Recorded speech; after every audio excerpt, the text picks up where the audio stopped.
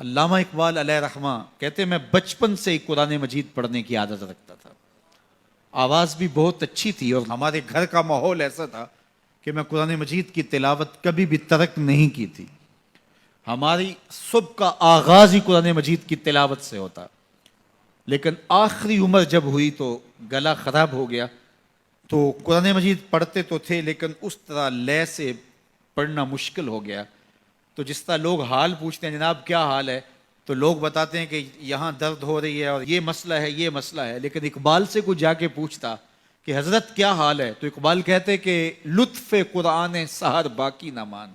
باقی سارے مسئلے ٹھیک چل رہے ہیں, جو سحری کے وقت قرآن پڑھنے کا مزہ آیا کرتا تھا وہ مزہ مجھ سے چھن گیا ہے, اس لیے کہ میرا گلا خراب ہو گیا. اللہ نے آپ کو سحری کے وہ لطف اور وہ مزے اور وہ سرور نصیب کیے ہیں, کبھی ان سے محروم نہ ہونا. اپنی صبح کا آغاز قرآن مجید کی تلاوت سے کرنا. اور اقبال نے اپنے ایک دوست کو لکھا, کتنی خوبصورت بات لکھی, کہا قرآن مجید کا مفہوم اور ترجمہ نہیں بھی آتا پھر بھی قرآن مجید پڑھتے رہنا. خالی ناظرہ قرآن مجید پڑھنے سے دل کا تعلق رسول اللہ کے دل سے جڑ جاتا ہے, اس لیے کہ قرآن حضور کے قلب اطہر کے اوپر نازل ہوا تھا. یہ سندیسہ ہے ہمارے خالق کا ہمارے نام. تو ہم اس کو سمجھیں کہ اس میں ہمارے نام پیغام کیا ہے, ہمارے نام میسج کیا ہے. اس کتاب اللہ پہ عمل کرنا یہ ممکن تبھی ہوگا اگر ہم اس کتاب کو سمجھ کے پڑھیں گے. یہ کتاب ہمارے نام پیغام کیا دیتی ہے, کہاں سے روکا ہے, کہاں سے اس کتاب نے ہمیں جو ہے وہ منع کیا اور کن امور کے بجا لانے کی تلقین کی ہے. اس کتاب کے تقاضوں کو سمجھنے کے بعد اس کتاب پر عمل کرنا یہ ہماری زندگی کا لازمہ ہونا چاہیے. لیکن افسوس ہم نے کتاب اللہ کے ساتھ جڑنے کی بجائے اس کتاب کو طاق پر سجا دیا اور اس کے مفاہیم سے ہم نہ آگاہ ہو سکے. اب تو تلاوت بھی موقوف ہوگی. کسی کے زمانے میں لوگ تلاوت ضرور کیا کرتے تھے, اب تلاوت بھی موقوف ہو گئی. عمل تو قصہ پارینہ بن گیا.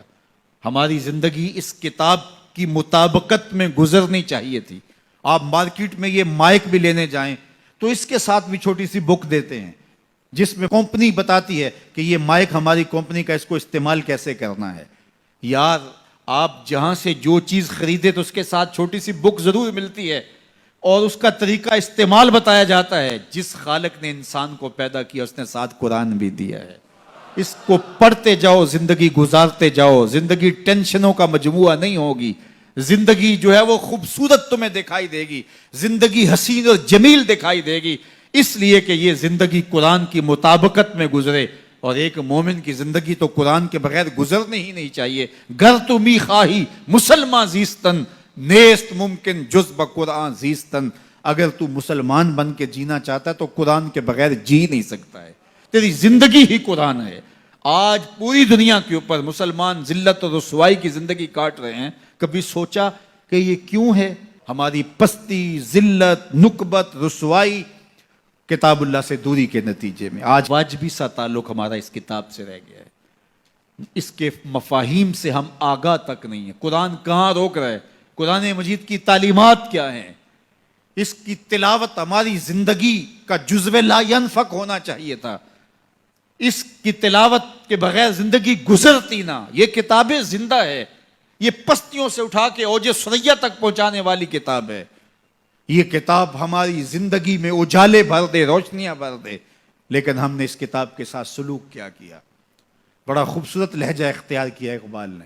ببندے صوفی و ملا اسیری حیات از حکمت قرآن گیری بآیاتش ترا کار جزی نیست کہ از یاسین او آساں بمیری. اللہ اکبر. اقبال کہتے ہیں کہ اس دور کے صوفی نے اور اس دور کے ملا نے تیرے ساتھ زیادتی کی, تو پھنس گیا ان کے پھندے میں. صوفی نے بھی تجھے اور سمت لگا دیا اور مولوی نے بھی تجھے اور سمت لگا دیا. جو منصب تھا صوفی و ملا کا, تجھے جس راستے پہ ڈالنا تھا اس راستے پہ انہوں نے تجھے نہیں ڈالا. اس کتاب سے تیری دل بستگی نہ ہو سکی, اس کتاب سے تیرا تعلق مضبوط نہ ہو سکا. قرآن سے تجھے صرف اتنا سروکار ہے کہ جب تیرے بوڑھے کی روح اٹکی تو تو سورہ یاسین لے کے بیٹھ گیا. کہ میں اس کی تلاوت کروں اور اس کی روح آسانی سے نکل جائے. وہ کہتے ہیں اس میں کوئی شک نہیں کہ اس کی روح آسانی سے نکلتی ہے. سورہ یاسین کا مرنے والے کو فائدہ پہنچتا ہے, مجھے اس پہ کوئی اعتراض نہیں ہے, لیکن کہتے ہیں مجھے افسوس اس بات سے ہے کہ اس قرآن سے بھی تو نے مرنا ہی سیکھا, کاش اس قرآن سے جینا سیکھ لیا ہوتا. یہ کتاب زندگی ہے, یہ کتاب حیات ہے, یہ مردہ قوموں کو اٹھا کے کہاں سے کہاں لے جاتی ہے, یہ پستیوں سے اٹھا کے بلندیوں تک لے جانے والی کتاب ہے. اس امت کے پاس اتنا بڑا نسخہ کیمیا ہو اور وہ در در رسوا ہو رہی ہو, تو اس کتاب سے دوری کے نتیجے کے اندر یہ سزا ہمیں کاٹنی پڑ رہی ہے. آئیے اس کتاب سے جڑیں.